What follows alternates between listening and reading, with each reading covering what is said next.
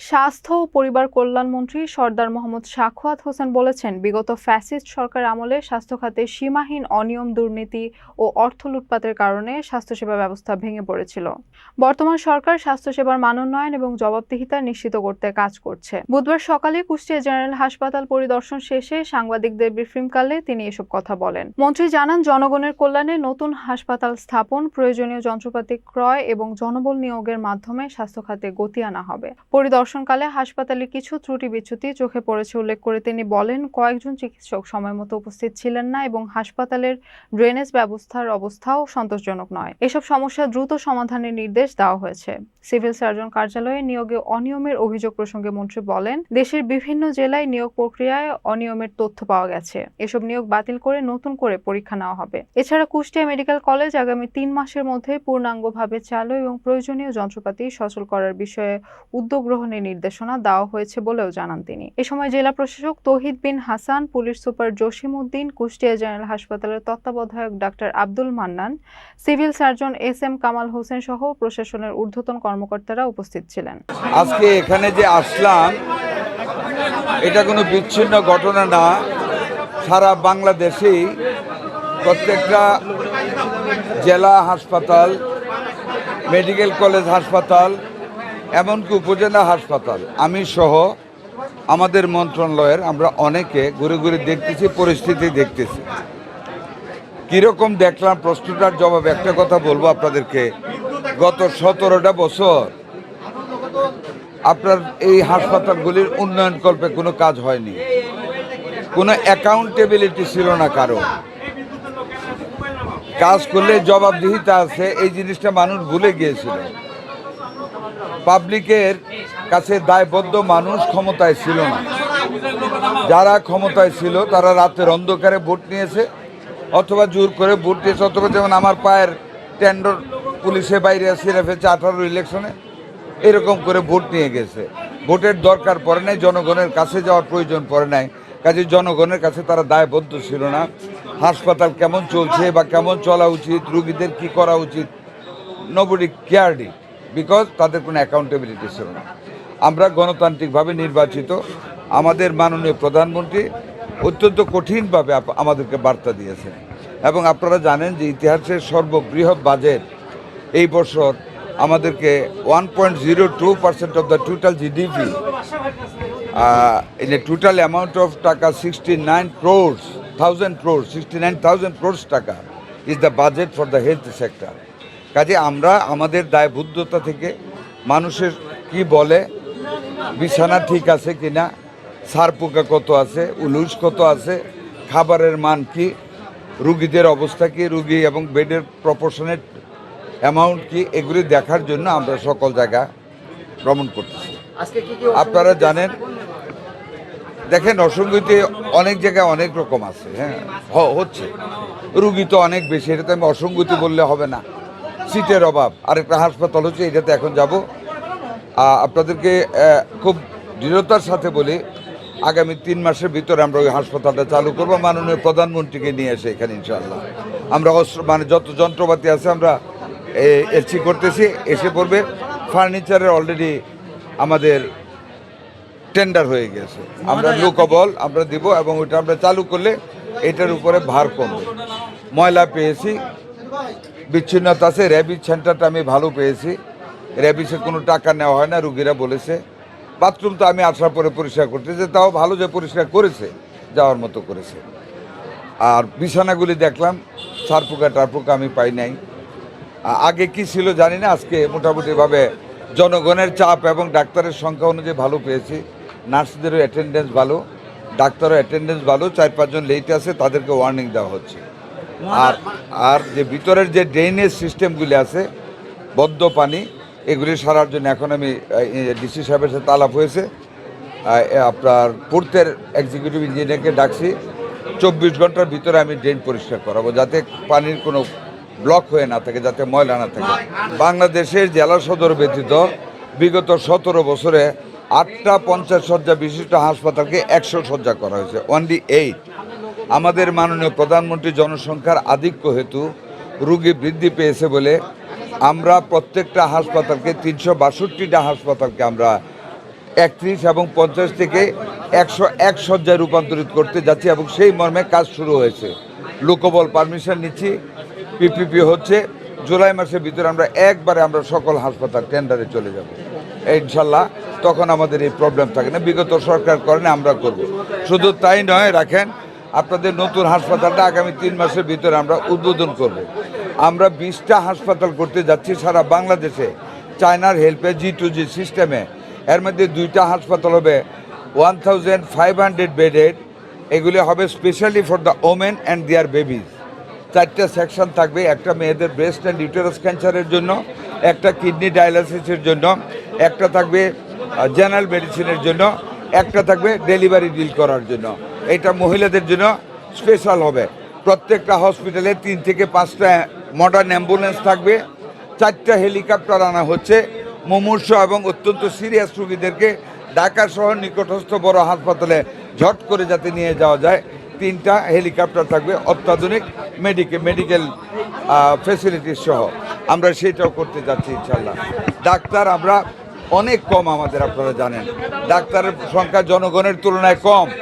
আমরা special BCS এর মাধ্যমে 5000 নতুন ডাক্তার নিতে যাচ্ছি। আমরা 1 লক্ষ আমরা হেলথ কর্মী নিয়োগ করতে যাচ্ছি জুলাই মাস থেকে, যার মধ্যে 80% থাকবে মহিলা, মিডওয়াইফার, কেয়ার গিভার এবং অন্যান্যগুলিতে, যাতে প্রত্যেকটা গ্রামে ঘরে ঘরে গিয়ে মেয়েদের যাতে হেলথ স্ক্রিনিং করতে পারে।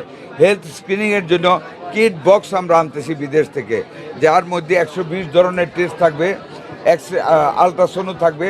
আমরা ওইখানে ঘরে মেয়েদের ট্রিটমেন্ট করব। একটা প্রেগনেন্ট মেয়েকে 4 বার ডাক্তারের কাছে যাওয়া বাধ্য করব আমরা। এখন 2 বার যায় আর 2 বার ব্রোকারের হাতে চলে যায়। সেটা আমরা ব্রোকারের হাত থেকে রক্ষা করে সিজারিয়ানের পার্টটা আমরা কমিয়ে আনতে চাই, যাতে করে বাচ্চাদের পুষ্টিটা পায়। বলে শুধু এই মেডিকেল কলেজে না, আপনারা শুনে অবাক হবেন, বিগত সরকারগুলি আর্থিক লুটপাট করার জন্য যেখানে যেটা প্রয়োজন নেই সেটাও কিনে ফেলে রেখেছে, জং ধরেছে। একটা এক্সাম্পল দিয়ে যে আপনাদের ফরিদপুরে এবং খুলনাতে আমার 2টা MRI মেশিন আছে, যেগুলির দাম 14 কোটি টাকা। 18.5 কোটি টাকা করে মেশিনগুলি কিনে ফেলে রেখে দিয়েছে, জং ধরেছে, ব্যবহার অযোগ্য হয়ে গেছে। এরকম অনেক হাসপাতালে আলট্রাসাউন্ডের মেশিন, আপনার এক্সরে মেশিন তারা লোকবল নাই, কিনে ফেলে রেখেছে, টাকা খেয়েছে। অনেক জায়গায় আছে। আমাদের আমলে এটা হবে না। আমরা দেখে শুনে যাচ্ছি, ভালো মেশিন দিব, আমরা লোকবল দিব, রক্ষণাবেক্ষণ করব। যেগুলি নষ্ট হয়েছে এগুলি আর কি করব বলেন? এগুলি তো ওই যে বাঙ্গারির কাছে যাওয়া ছাড়া আর কোনো উপায় নেই। এগুলি জবাব দেওয়ার আমার কোনো ক্ষমতা নেই। আচ্ছা, পরীক্ষার বিষয়ে এইটার বিষয়ে আমি জানি না, তো অনেক জায়গাতে কমপ্লেন পেয়েছি, অনেক জায়গাতে আমরা বাতিল করে দিচ্ছি, নতুনভাবে অ্যাডভার্টাইজমেন্ট করতে বলেছি। আপনার কি শিবের স্যার তত্ত্বাবধায়ক স্যার, আপনার এখানে কী অবস্থা, রিক্রুটমেন্টের অবস্থা কি? হ্যাঁ, আমাদের এখানে তো রিক্রুটমেন্ট নেই। সিভিল সার্জন অফিসে, সিভিল সার্জন করে ঢাকার ইনফেকশন ডিজিজ হাসপাতালে এই অবস্থা ছিল। আমরা একদিনে ক্লিয়ার করে ফেলেছি। এটা আপনারা সরাই দেন, কারণ রুগীদের হাসপাতালের সামনে যদি এইসব গাড়ি থাকে তা রুগীর এটা দালালের মধ্যে আমি আসতেছি। এটা আপনারা রাস্তাটা ক্লিয়ার করে দেন। আমরা 2টাই করতেছি। আমরা শৃঙ্খলা ফিরিয়ে আনবো। আপনারা নিশ্চয়ই দেখেছেন, এর মধ্যে আমরা অনেকের পানিশমেন্ট দিচ্ছি, নতুন লোকবল নিব। আমরা স্বাস্থ্যসেবাকে জনগণের গোড়দুয়ারে কোনো মানুষকে বিনা চিকিৎসায় মরতে দেব না ইনশাল্লাহ, এবং প্রত্যেকের ঘরে আমরা স্বাস্থ্যসেবা পৌঁছে দিব। একটু আগে বলেছি, আমরা 20টা হাসপাতাল করতে যাচ্ছি অত্যাধুনিক, 1000 বেড করে, 18টা, 2000 বেড করে শুধু মেয়েদের জন্য 2টা, 8টা ক্যান্সার ইনস্টিটিউশন করতে যাচ্ছি, ট্রমা সেন্টার করতে যাচ্ছি। সারা বাংলাদেশ ব্যাপী আমরা কমিউনিটি ক্লিনিকের মাধ্যমে, আমাদের 1 লক্ষ কর্মীর মাধ্যমে আমরা ঘরে ঘরে গিয়ে আমরা হেলথ স্ক্রিনিং করব, ডায়াবেটিস দেখব, প্রেশার দেখব, মেয়েদের ব্রেস্ট ক্যান্সার চেক করাবো, ইউটেরাস ক্যান্সার চেক করব। আমরা একটা ফ্যামিলি কার্ড দিয়েছি। আপনাদের কি মনে হয়েছে আমরা যে দিলাম? কি মনে হয়েছে? এটা জবটা আগে দিবেন আপনার মুখ থেকে, এটা বলেন না, এটা বললে ওইটা বলবো। আপনারা তো শুনেছেন ফ্যামিলি কার্ডে কি পেয়েছেন? কোন রাজনীতি পেয়েছেন? হয় নাই, হবে। যেখানে হয়েছে কোন রাজনীতি পেয়েছেন বিতরণে? না, আপনারা উত্তর না দিলে আমি আর একটা উত্তর দিব না। না, অন্য ডিস্ট্রিক্টে খবর পান নাই। না পান নাই, তাইলে তো আপনারা সাংবাদিক লিমিটেড না না না যদি একজন সাংবাদিক বাংলাদেশে এত বড় একটা ইভেন্টের খবর না রাখেন তাহলে you knowledge is limited, you can never be a good journalist. Outsourcing এর দুর্নীতি আগের সরকার আওয়ামী লীগ সরকার করে গিয়েছে, আমরা এটাকে বন্ধ করার জন্য চেষ্টা করতেছি। আমরা সেবা ক্রয় করব, ইনস্টিটিউট অফ আউটসোর্সিং আমরা সেবা ক্রয় করার প্ল্যান করতেছি। নতুন আউটসোর্সিং নিয়োগের পরেও কিন্তু এখন কয়েকবার আন্দোলন না না এখন তো আমি অ্যাট দ্য মোমেন্ট আমি বন্ধ করতে পারবো না।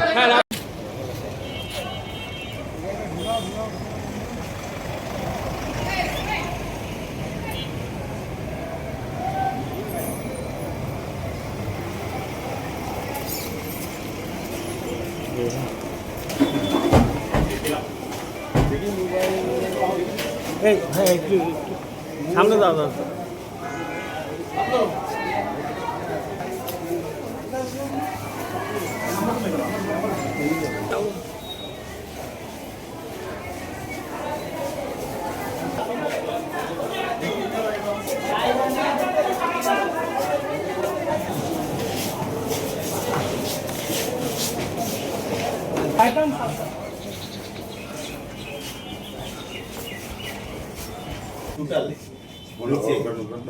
আপনাদের কত পোস্টিং দিয়েছে আর নার্সেসটা ডাক্তারদের ডিটেলসটা আউটসোর্সিংয়ের সব ডিটেলসটা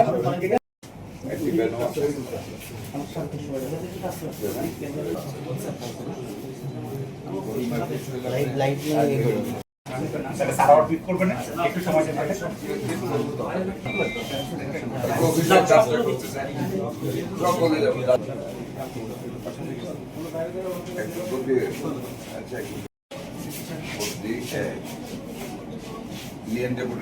এগুলি কি ডাক্তার না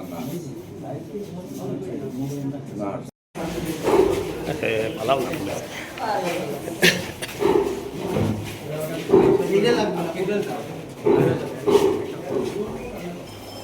ঘরের ভিতরে দেন না, বাইরে দিবেন।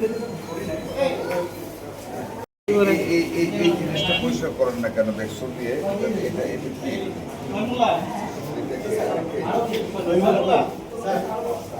এই যে বেসিন তো পরিষ্কার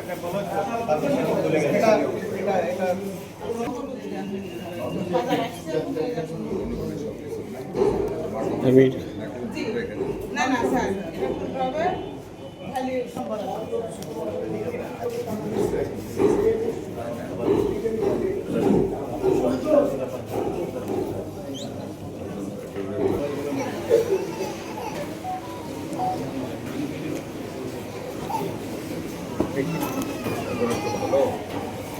খালি ভাই উঠিস তো